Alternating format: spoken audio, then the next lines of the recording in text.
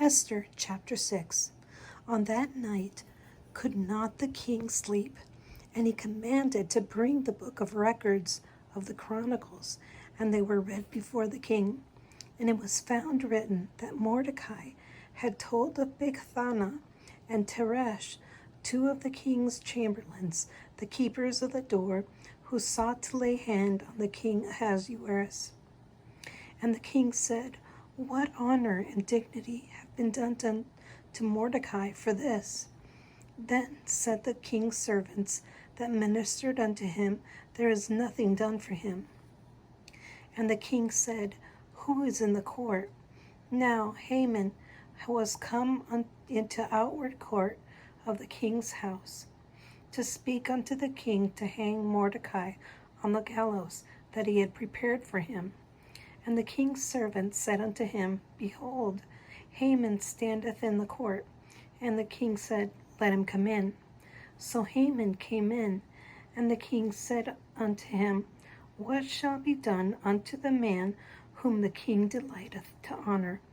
Now Haman thought in his heart, To whom would the king delight to honor more than to myself?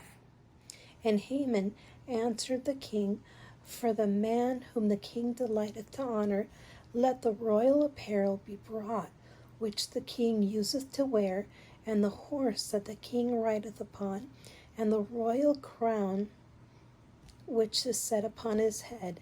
And let this apparel and horse be delivered to the hand of the one of the king's most noble princes, that they may array the man withal whom the king delighteth to honor, and bring him on horseback through the street of the city, and proclaim before him, Thus shall it be done to the man whom the king delighteth to honor.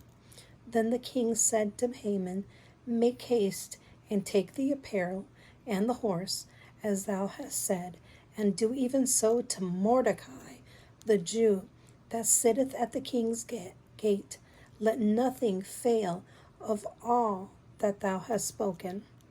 Then took Haman the apparel and the horse, and arrayed Mordecai, and brought him on horseback through the street of the city, and proclaimed before him, Thus shall it be done unto the man whom the king delighteth to honor. And Mordecai came again to the king's gate, but Haman hasted to his house mourning, and was having his head covered. And Haman told Zeresh his wife and all his friends everything that had befallen him.